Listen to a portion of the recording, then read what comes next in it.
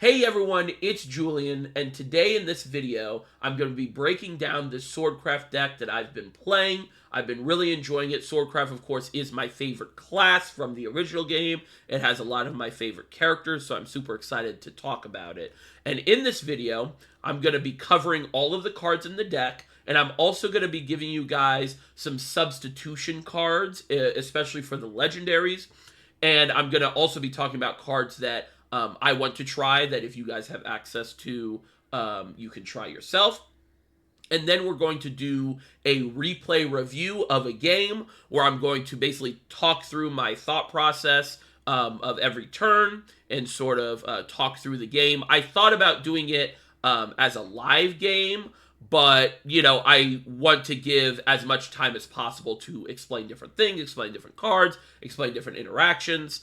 So I'm just going to do a game, and then I'll show you guys the replay, and we'll break it down and stuff. So, super excited if you guys are enjoying the videos that I've been making. It'd be awesome if you could like and subscribe. I'd really appreciate that. We've been really blowing up, and I really appreciate everyone who's been liking, subscribing, watching the videos, and I hope these kind of videos are helpful to people. And it also, if there's any decks or classes or like types of decks or deck lists or whatever you want me to break down like this format in the future, please let me know in the comments. I already have the next one in my head, which deck I want to do, but past that, you know, let me know, guys, because I can pretty much do anything. Obviously, I don't have every card in the game right now, but we can try our best. All right, let's break down Swordcraft. This sword, I will say, is a little more leaning mid-rangey, because there's a lot of lists with like a bunch of the one-drops and a bunch of the late-game storm guys, like the Centaur Knight, and the Uriah spell, the Ravenous Tentacles. But I'm doing more of a mid-range build. Let's talk about the first card here that I think is really interesting, and you'll probably see in a lot of my lists, the Indomitable Fighter. So, Fighter in the original game was just a vanilla 2-drop 2/2, and he was the baseline for every 2-drop. So most 2-drops are 2-drops 2/2, 2-drop 2/2s, and when we call something a fighter, that's what we mean, a 2-drop 2/2.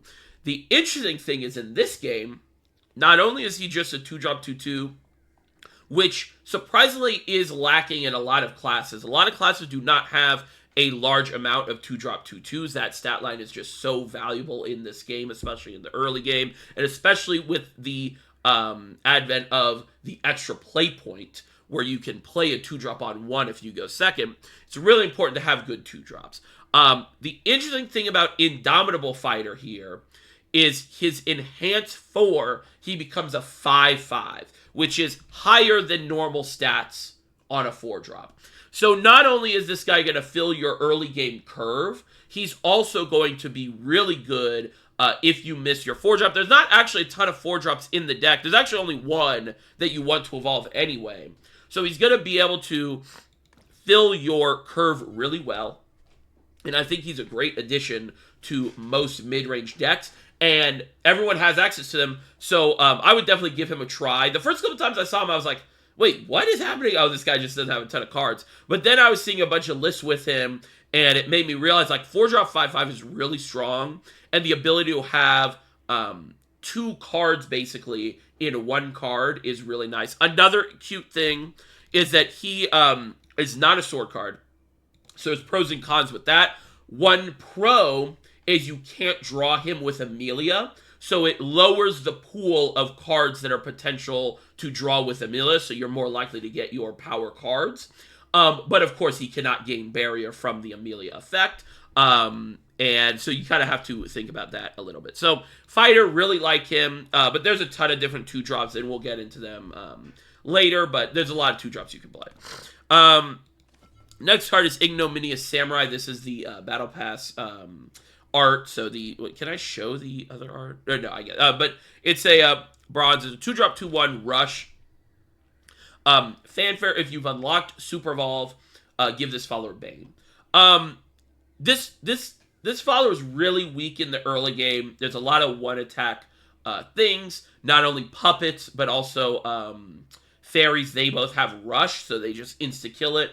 But of course, since she has rush, you can kill something else. So if they play a 2-drop, you can come in and rush, kill it. But the issue is that Sword is a deck where you really want to build your own board. So if you play a 2-drop and then you're like immediately killing something, kind of weak.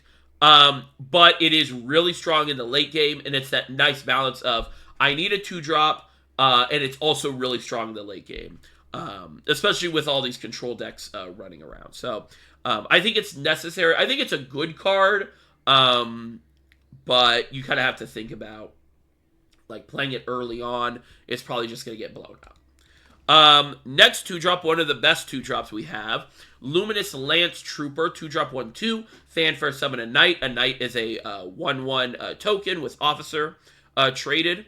And then whenever an allied officer follower enters the field, give it rush. So this thing's going to come down, be a 1/2, and then summon a 1/1 with rush, which is really nice to be able to control the board. And then any other token follower that comes down is going to get rushed. So you can combine her with her Luminous Friends. Really like this card. This is one of the strongest cards in the deck for sure, especially in the early game. Next we have Apollo. If you've been playing a little bit, probably, needs no introduction. This guy's just one of the best neutral cards in the game right now. He is just absurdly strong in many, many, many decks. 3-drop 1/2. Fanfare, deal 1 to all enemy followers, and then evolve, do it again. So you can clear a lot of big boards. The nice thing about this this card is you can combine him with your other 2-drops to have a really good turn 5 play where you clear their board and you take control of the board by having a pretty nice board presence, because he'll be a 3/4 after evolve, and then you'll have either a knight or a fighter or a Luminous Lance Trooper or something like that to really build your board out and basically swap board presences. So really, really, really strong card. Next we have Lala, another Luminous card. There is a Luminous trait, but we have no way to interact with that trait yet. There's actually a couple of those traits in the game right now. So I bet in the second set we're going to get some more cards to interact with these traits. Like you have the Mysteria trait in Rune. There's a ton of Mysteria cards that have not, or Mysteria characters that have not been added to the game yet. So we could see that. There's not a ton of Luminous characters that have not been added yet. But anyway, it's just interesting thing to think about. But Lala, Luminous Potion Right. 3-drop 1/2, fanfare summon a Steelclad Knight. Steelclad is the 2/2. And then whenever an allied officer follower enters the field, restore 1 defense to your leader. So this is a little bit of healing, and another one of those cards where you can combine them with other token generators and get more effects. Really like this card. I've seen some people play it like 1 or 2 copies. I really like it at 3 copies. I think it's a really strong 3-drop. One of the best 3-drops that we have. Speaking of really good 3-drops, Val Silent Sniper, one of my favorite characters, of course. If you guys saw the card review, you know how hyped I got for him. 3-drop 2/1, fanfare, select enemy follower on the field that and deal it 5 damage. And then enhance 6, give this follower +2/+2, and ambush. So this guy is going to be able to help you control the early game board. If you were able to develop a really good board, like say you go second and you coin out a 2-drop, and then, or I say coin, but extra play point, play a 2-drop and then play another 2-drop, and then you're able to play Vals and take control of the board, play a 2/1, and kill one of your opponent's followers. Really strong. The issue, of course, is, like I talked about with the Ignominious Samurai, the 1 health stat line is really, really rough right now because of how much rushers there are. But then the enhanced 6 is really interesting because he's going to be able to come down, kill something, hopefully, and then he's going to be this ambush threat that is really hard to interact with. There are decks that can interact with it, a lot of AoE and stuff. Obviously, cards like Apollo, if you play like 2 Apollos and Evo 1, you kill it and stuff like that. But he requires more out of the opponent than normal. And then if he lives, you're getting 4 damage in, basically. So, really like this guy.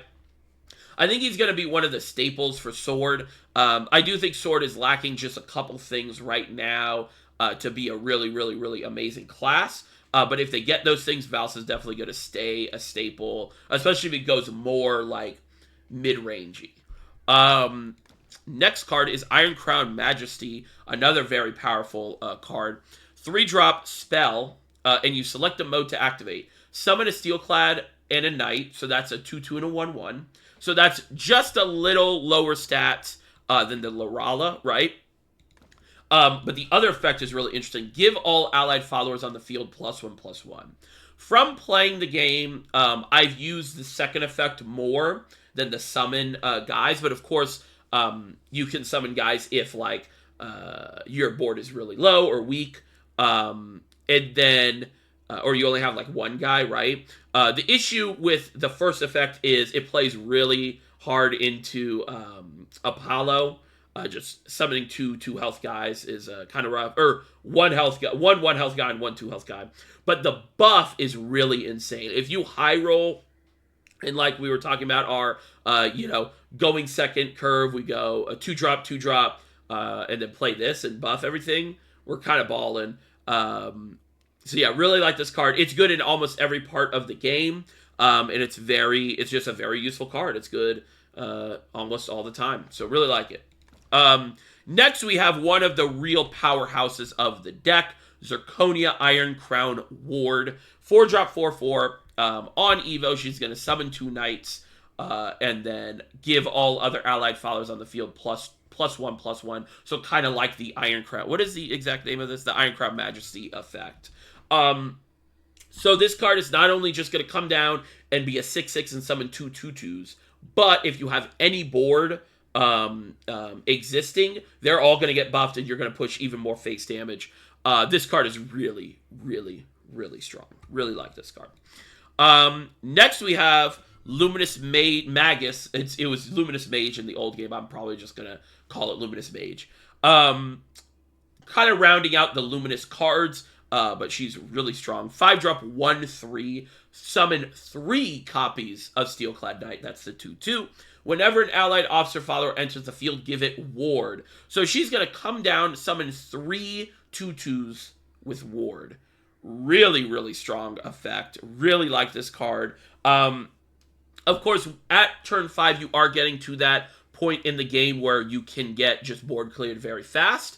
But it's just one of those things where Sword is the deck of making your opponent have the answers, right? If they have all the answers, you're probably going to lose. But if they don't, if they're missing 1 or 2 things, you're in a really good spot. That's kind of this deck and this class in a nutshell. So Luminous Mage plays very well into that game plan.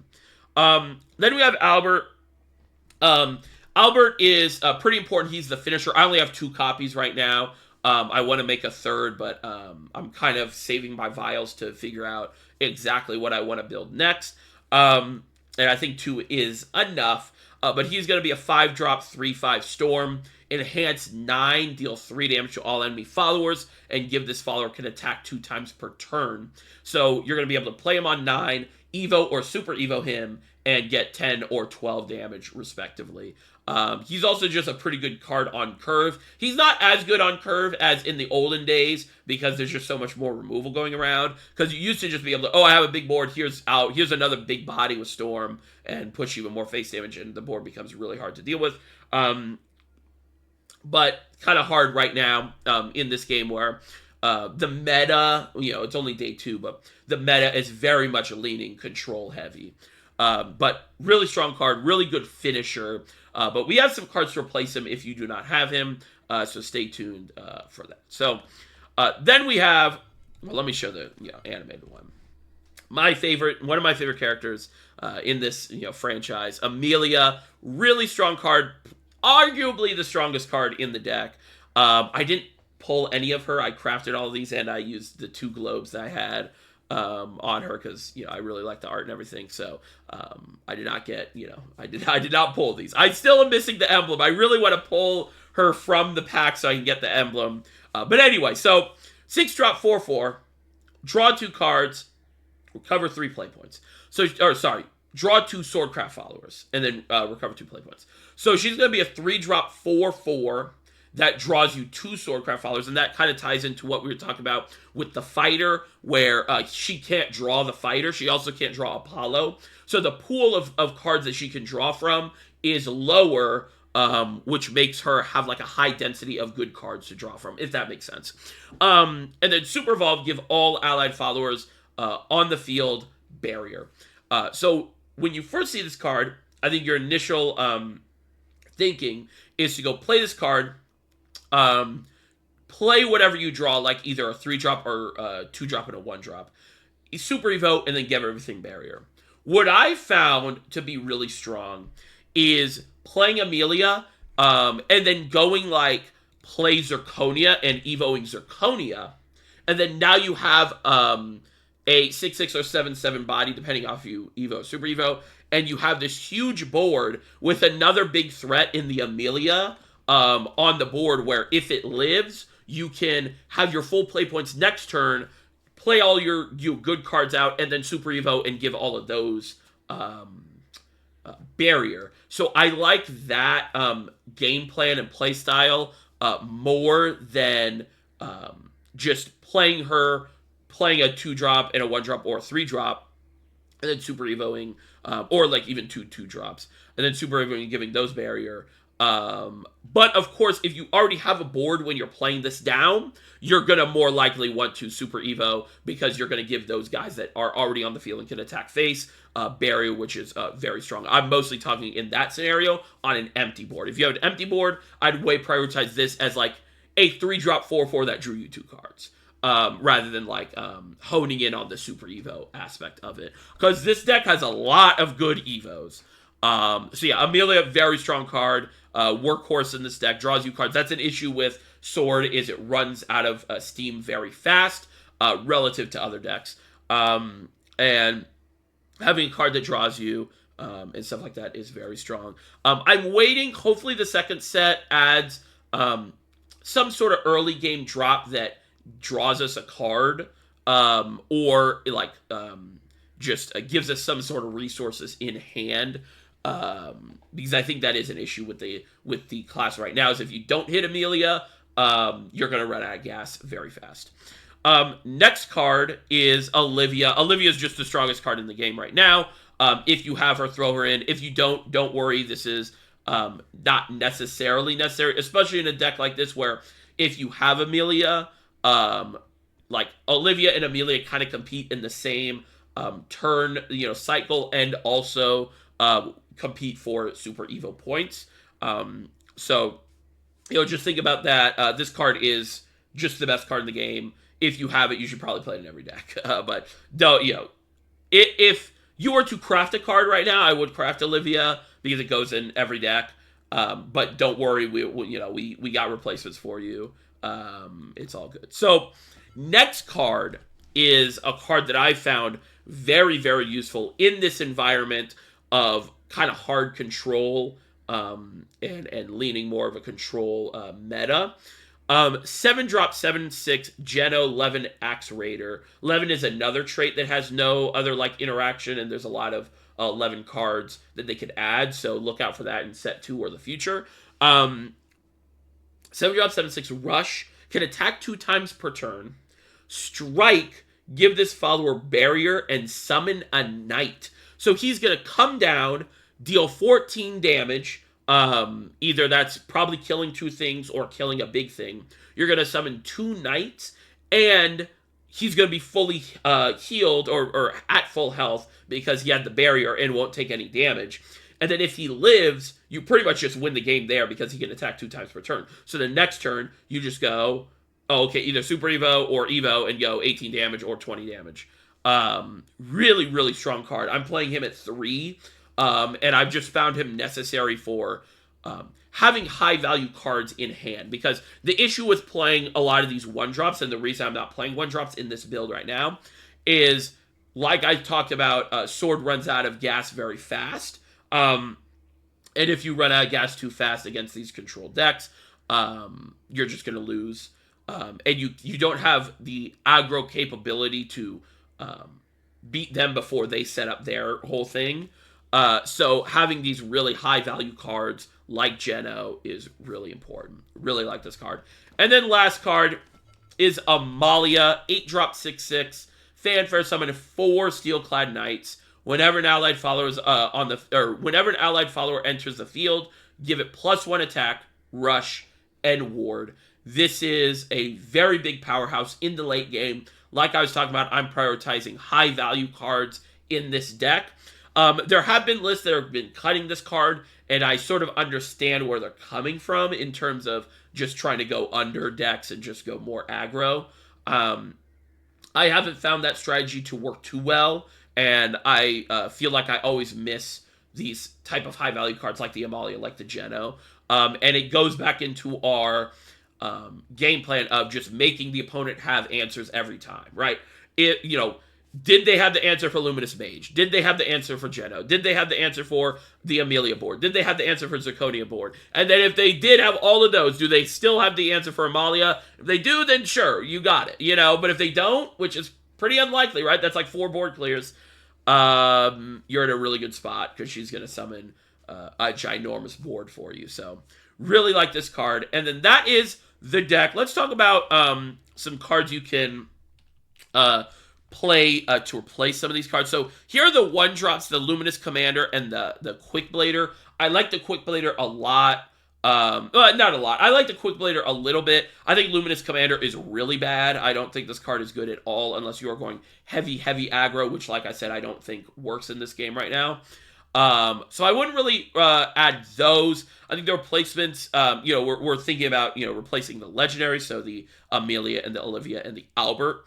So you want, so when you get rid of those, you want a Storm Threat in Albert, and you want some high-value cards. Like we said, there's not a ton of card draw, but we have high-value cards that we can add. So Luminous Commander and Quick Blader are not in this build, but you can make a build that has them. Another card I like is the Royal Coachwoman, 2-drop 1/2. I was playing this a lot earlier. Before this build. I could see you playing this over the Ignominious Samurai because this card is just way higher value. It's a 1/2, so it's kind of harder to clear. And your whole game plan is you want a big board. And then when she dies, you summon a knight anyway. So she's going to build you back a board as well. Really like Royal Coachwoman. Shinobi Squirrel's like, I'm not too much of a fan of Shinobi Squirrel. Let's see, what else? So for 3-drops, because I do have a couple golds in here, or at least Val's is a gold. If you don't have Val's, I think adding like an Ian could be interesting. When I first saw this card, I didn't realize it had Ward. I still don't think that makes the card like amazing, but it's definitely more playable than I thought. So you could throw that in there. If you do just want a 1-for-1 removal, you could play Hound of War. I think this card is really bad, though, so I wouldn't. Also, if you have Kagemitsu, just throw him in there. I was playing Kagemitsu earlier. I think he's really good. I think he's really strong. He's a card I want to experiment more with. Yeah, he's a pretty good 3-drop. Other cards... like, kind of talking about the fighter, Quake Goliath is also a really interesting card because, in the old game, Goliath was just a vanilla 3/4. So now they upped it to a 4/5. And then also he, has Ward. So kind of interesting if you're missing, a Zirconia. It might be worth experimenting if you're missing some of these cards. But you do really want the Zirconia. And then now we get to, some of the good. So, if you're missing Amelia, I would definitely try Ernesta Peacehawker. Fanfare, give all other allied followers on the field +1/+1, and then on Evo, it's going to do it again. So this is going to be a really good card. If you have a board, you're going to be able to play this down, Evo it, and buff your board by +2/+2, which is a lot. And really like this is a basic. I think this is a basic card. This is either a basic card or it's from the set. But it's a bronze, so you should be able to get it pretty easily, or it's very cheap to make. And yeah, this card, really like it, and good replacement for that 6-drop slot. Albert, we'll get to his replacement in a second. Olivia's kind of harder to replace. just because she just is so singular in this game. But you could take her out and add more of those cards that I was talking about, like like the Coachwoman, like some of these other cards. Maybe even like a Ruby. A Ruby would be interesting if you do not have a lot of these really powerful cards to exchange your cards at hand to try to draw through your deck and get to your other good cards. And then the last card to replace Albert, which is also a card that people have just been playing in general, is this Centaur Centurion. He's an 8-drop 7/5 Storm. Really strong. Comes out a turn earlier than Albert does. And also does more damage than Albert without an Evo. So there's kind of a balance. He actually does kind of stand up to Albert pretty well, which is kind of funny, being a basic bronze. Which is why I would say if you like want to craft this deck, definitely hold off on crafting Albert until you're like really sure, because Centaur Centurion is a nice replacement. There's other cards that are way more valuable, like the Amelia, that you really want to add. But yeah, the Centaur Centurion is really strong, and I've seen a lot of builds that have everything that are still playing this. So really interesting. I'm going to try him a little bit at some point as well. So yeah, that is the deck build. Now we're going to get to a replay review where I'm going to show you guys a game, talk through my thought process, and yeah, I'm probably going to take the face cam away so you guys can see the full game. And yeah, so hope you guys enjoy that part. I'll see you guys there. Okay, here we are against Portal. This is a really interesting game. And I think I make a mistake here that we're going to talk about on turn 4. And we're going to kind of talk through what I could have done differently. But this shows, I think, everything about Sword and its weaknesses and also its strengths. So let's get into it. So this is our starting hand. We have an Iron Crown Majesty, an Olivia, an Apollo, and an Amelia. I definitely want to keep the Amelia, just because that is a very powerful card, and Olivia versus Amelia, I definitely want to take Amelia all the time, and I'm going first, so I won't be able to extra play point into the Olivia. So we're just going to take Amelia as a guaranteed turn 6 play, and then we're definitely throwing back Olivia, and then we kind of have to think about throwing back Iron Crown Majesty or Apollo against Portal, since they have so many puppets that like die at the end of my turn. Apollo is a little weaker than other like real board-based decks. And then the Iron Crown Majesty is good, but in this case, I really want a better 3-drop like the Lala, and I definitely want 2-drops. So we're going to end up just throwing everything back here, except the Amelia, and then we end up drawing the Iron Crown Majesty anyway. So our hand is looking a little, iffy, but we draw into the 2-drop Luminous Lance Trooper, so that's going to be really helpful. And they go, hold on, how do I, can I just like, okay, X is play pause. Okay, cool. We're learning this on the fly, guys. Okay, so he goes, extra play point, play a Lancer, a Puppet Lancer. This is awesome for us because we're going to be able to play our Lance Trooper, summon a Knight that's going to gain Rush, and we're going to just be able to kill the 2/1 and still have a 1/2 on the board. That's going to curve really well into the Lala, because the Lala will come down, and since we have Lance Trooper, it's going to get Rush. Unless, of course, they kill the Lance Trooper. So let's see what happens. Oh, wait. I'm trying to click X. Okay, I do have to open this thing. I wish this was a little smaller because I want to show the hand. But we're working it out. Okay, so they go on to Ruby Greedy Cherub, just trying to find cards in their hand. This is really good for us because, like I said, we're going to be able to play our Lala down, kill the 2/2, and then we just drew into our guy here, the Indomitable Fighter, and we have a turn 4 play now. So really awesome. Let's see. We're going to play the Lala. We're going to play the Steel Clad, rush into the Cherub, and then we're going to swing face. And then they're going to go Enhanced Puppet that they got from the Puppet Lancer, and then they're going to go Bell Ringer. So this is interesting. And here's where I think I could have done something differently, depending on my idea of what they have in hand, right? So what I decide to do is just play the fighter, make him a 5/5, and then hit into the Bell Ringer to make it 1 health. What I could have done is play the Ignominious Samurai, rush into the Bell Ringer, kill the Bell Ringer, swing 1 face, and then play a fighter, which could have been better because of what they do. I played the fighter because I know he has no puppets in hand now, because he played the Puppet Lancer. And if he wants to kill the 5/5, he could have the Medical Grade Assassin and play the enhanced puppet he gets from that and kill the Indomitable Fighter. But for me, that's really good because that's all of his play points. And he used up his Medical Grade Assassin, which we'll be able to kill pretty easily because we have the Lala, unless he evos the Medical Grade Assassin. And we also have the Ignominious Samurai for the next turn. If he does that play, and we can go Ignominious, Iron Crown Majesty, make a big board, clear the, everything like that. So, yeah, that is my thought process, and that is why we go with the fighter. But he has a card that I do not own yet in the Phil Dow. So he just evos, clears this fighter, swings over my Lala, and now we're kind of in a bad situation because the Bell Ringer is still alive.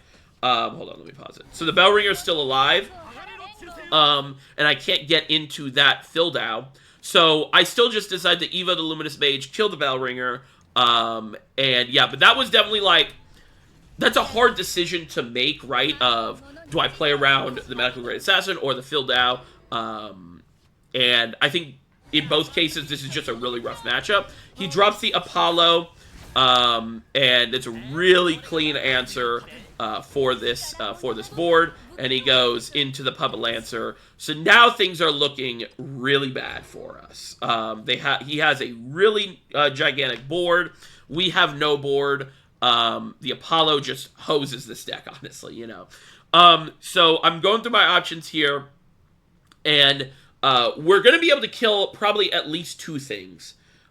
So I decide to just go Amelia. Hope I draw into something for the next turn, because I really wanted to keep the Amelia for next turn, for our first Super Evolve turn. But we just decide to play Amelia, just because we got to get through this turn, right? We can't die. Play Amelia, and then whatever I draw, it doesn't matter, because we have the Ignominious Samurai. So I'll at least be able to evo the Amelia and clear 2 things. And that is the hope. Thankfully, though, we play the Amelia down, and we end up drawing into 2 really good cards here. So we draw into, I paused it, I don't know why it went forward, but we draw into the Valse and the Zirconia. So the Valse is really nice because we're going to be able to develop a body and still clear the thing and hold our Ignominious Samurais for the Bane effect. And we drew Zirconia for the next turn, where we can combine with the Iron Crown Majesty to make a giant board. So really, really nice draws here. But no matter what, we still had a way out here. And that kind of shows how good Amelia is, and also why we want to play some of these neutral cards, like the Apollo and the Fighter, to have a higher chance to draw into these good cards. So here comes the second Apollo. I think that was the second one, right? Here comes the second Apollo to just hose our board. But we drew onto another Iron Crown Majesty. And so we're going to do our play like we just said, the Zirconia into the Iron Crown Majesty. This is a really good example of, this hand is a really good example of why you might want to add 1-drops. Because this hand would be really sick with a 1-drop if we could go Ignominious Samurai, Zirconia, 1-drop, Evo Zirconia. And if it's Quick Blader, we go face, but we have, we can deal with the board, we can deal with the total board instead of just only being able to clear 1 thing. But right now, the 1-drops are just very, very weak that I don't think they are good enough to play in the deck unless you're going full aggro. So we're going to do Zirconia, we're going to summon our 2 guys, and then we're going to Evo Zirconia, we're going to Super Evo her because we don't have any Evo points left. And in this here, I decide to kill the Apollo because I'm worried about the Evo effect from the Apollo. The Lancer is just a 2/1. We can kill it with anything. And right now, I'm not too worried about that extra 1 damage face. But I am worried about him doing basically total of 5 damage to my board, and then combine that with a bunch of puppets. If he has like a puppet theater room or a puppet, what's the 2-drop silver one that gives you a puppet? Stuff like that, I'm kind of worried about. So we just decided to kill the Apollo, and this is our board, and we're in a really good spot here now. And he drops the 3rd Apollo. I was like, what? You know, Apollo is really, really good against Sword, as you can see. I wanted to pause before we go to this, finish his turn, to just kind of talk about my plan right now for this hand. So we have the 2 Ignominious Samurai, so we're going to be able to clear whatever he has. We have the Iron Crown Majesty, which is not going to come up too much, but our goal is to develop the Amalia, the 8-drop, and we're going to have a huge board. And then if Amalia lives, we're going to be able to kill him with the Albert, because the Albert's going to come down, get that +1 attack from the Amalia, be able to attack twice, and we're going to be able to keep the Super Evolve point to be able to, you know, buff him to, what would that be, 7 attack? And we'll do 14 damage. So that is why, in my mind, I really want to try my absolute best to not use this last Super Evo point. Just because I don't know what cards I'm going to draw after this, right? So we have to make a plan for the cards we have in our hand. So that is what I'm thinking of right now. So he plays Apollo, Evos it. My board is just gone. I was like, how did he hit the 3rd Apollo? And he ends up doing a Seraphic Tidings to draw some cards. And now we're in a nice spot because he just has a 4/5. We're going to be able to clear it. And this is interesting. So we draw into the Olivia, and there is a thought to go into the Olivia, go into the Iron Crown Majesty, make a big board, and use our last Super Evo. But I decide, because he's used a lot of resources, he has no puppets in hand because all of the puppet generators he has played, he has used them all. I believe, right? He used the 2 enhanced. Yeah, so he's only played 2 puppet lancers, and he's used both enhanced puppets. So we're just going to play the Amalia down, and this is a very interesting thing, is we go, let's see, 2, 3, 2. So we swing into the 3-draw, or we swing the 3 attack into the Apollo so that Amalia makes the biggest board possible, so it's harder to clear, and it's harder to get to Amalia, because if we keep the 3-1 alive, he won't have ward, so that will be, and we will have to swing 2 wards into the 4/5 to kill it if we want that 3 damage face. So we decide to swing the 3-drop in, Amalia's gonna come down, give us 4 rushers, and we only have to swing 1 of them in, and then we end up with 3 wards, and the Amalia, which we really need to stay alive for our Albert turn, next turn, hopefully. So that's what we're gonna do. We're gonna swing the 3-1 in, we're gonna swing the 3-2 in, and then we're gonna pass on a really strong board here that's really hard to crack unless he has a 4th Apollo. But you can't have a 4th Apollo, that's the joke. So he's going to go Olivia, a Super Evo with a puppet. What is this guy's name? Lovestruck Puppeteer, yes. So he's going to clear our wards, and that's where that play came in, where it's like, hey,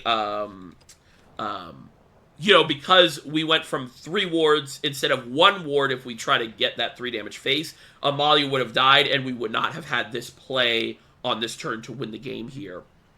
So what we're going to do is we have 9 damage on board. Albert's going to come down with double attack and going to gain 1 more attack from the Amalia. And we're going to Super Evolve him. He's going to do 14, and then Amalia's going to come in and clean up with the last 6 damage. And that is the game. Really interesting game. You can kind of see the back and forth of the board control of certain decks and the board making, you know, ability of Sword. Yeah, that is the Sword replay review. Hopefully that was helpful. Hopefully this video was interesting and helpful to you guys. If you want to see more videos like this, make sure to like and subscribe. And you know, if you have any decks you want me to try or talk through or talk about, please let me know in the comments. I have the next 1 or 2 videos kind of already planned out. But yeah, after that, you know, it's free reign. So thank you guys for watching, and I will see you guys later. Bye-bye.